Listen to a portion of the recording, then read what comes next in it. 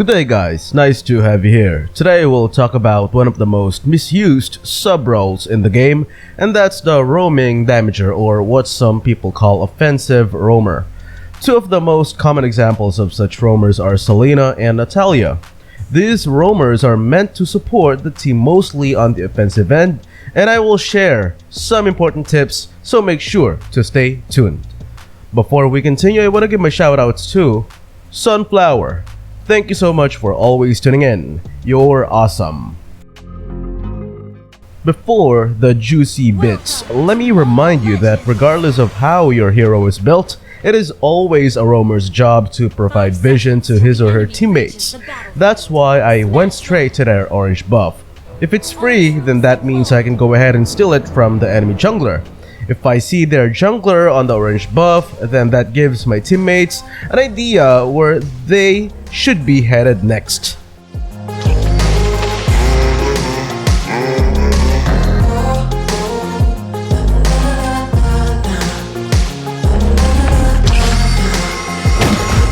As you might have noticed, because of what I did, Thomas was able to adjust his rotation and take the Little Wanderer first. In that situation, it was the right thing to do since it'll help us secure the orange buff on our side easier. Again, always remember that providing vision is one of the roamer's important jobs.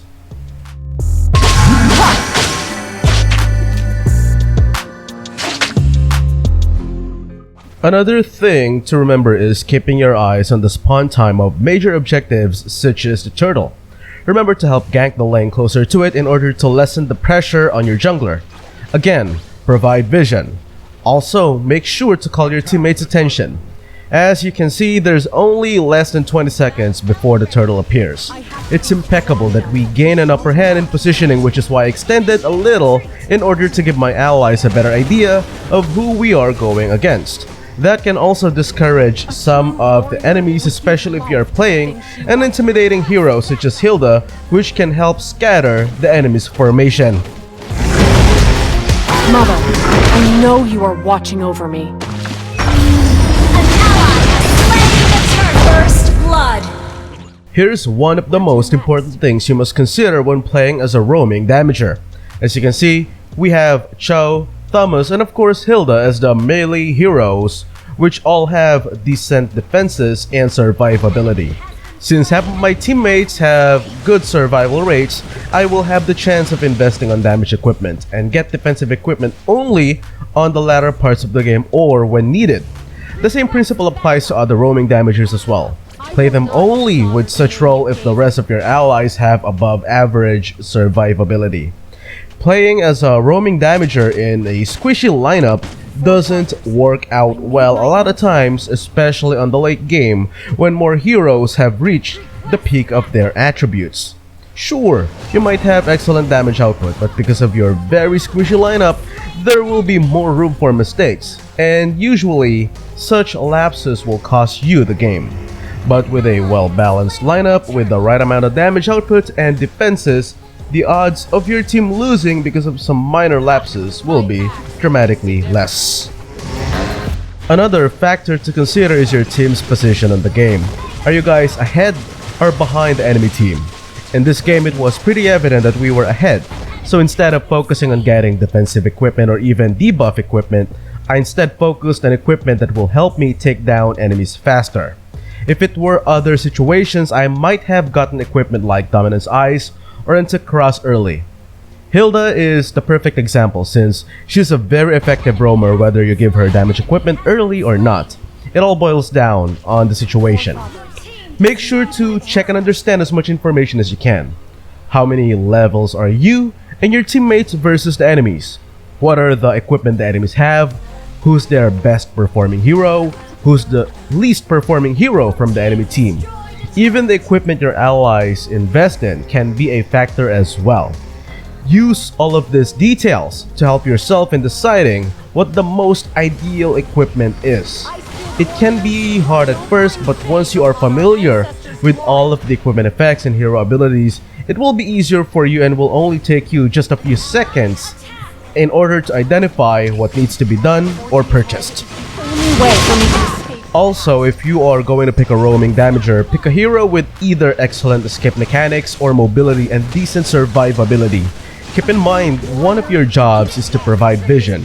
That means you'll be deeper on the enemy side of the map compared with your teammates. Other examples of effective roaming damagers are Grok, Esmeralda, and Masha. I really don't suggest doing experiments like marksman material. Please, don't give your allies crippling headache, okay? Now, let's discuss the hero build. If you're playing Hilda as a roamer, regardless if she will be played as a roaming damager or a tank roamer, I suggest getting tenacity. There's really no point in getting high and dry since most of the time, you will be part of clashes with 2 or more enemies, therefore making its effect close to useless. Tenacity also has one of the most overpowered effects because of how much defense this talent provides when it is activated. In this game, I used the emblem with all its points invested in physical defense and physical defense percentage in order to nullify Yin's early burst damage. Then, I would simply buy magic defensive equipment against the other heroes that we had on this game. Vengeance, despite being nerfed, is in my opinion one of the best battle spells for most fighters and tanks. Its ability to decrease the effectiveness of the enemies offensively is too powerful to ignore. Because of its decent duration, it works well against any type of hero, whether they deal short bursts of damage or sustained damage. As for the equipment, I started with tough boots to minimize the effects of control scales, which I then blessed with dire hit. In other cases wherein I'm playing Hilda as a tank roamer, I would probably choose Encourage in order to buff my teammates' stats. But in this situation, I was playing her as a roaming damager. And of course, part of my job is to play aggressively and snatch away enemies. Which means, in this situation, dire hit suits Hilda's ultimate well. It deals bonus damage when the wearer lowers the target's HP to around 35%, which makes it a fatal combination. And like I said earlier, I got damage equipment early because of our team, which was tremendously outperforming the enemy team. With that being said, I got Malefic Roar first because of how effective it is on Hilda's ultimate, Blade of Despair next for more bonus damage, and Anticuirass to nullify the effects of War Axe which Yin had. I was going to choose Radiant Armor next, followed by either Athena's Shield or Blade Armor depending on how weak or strong Lila became, but we never got to that point. You destroyed a turret!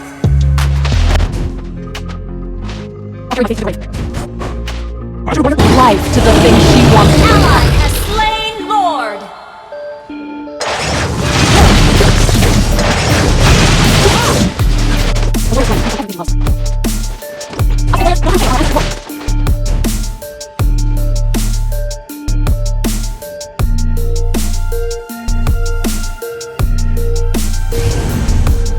Forging ahead is the only way for me to escape the past. Mega kill! Enemy has been slain!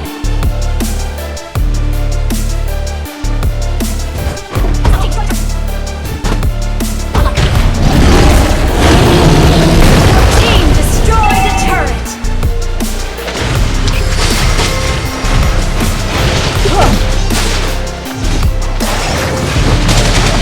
Only I had the power. Your team destroyed a turret! Ult is not ready. I have to shelter my people.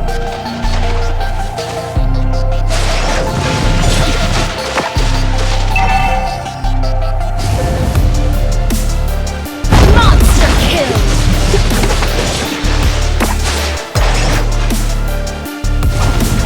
Initiate retreat! Where to next?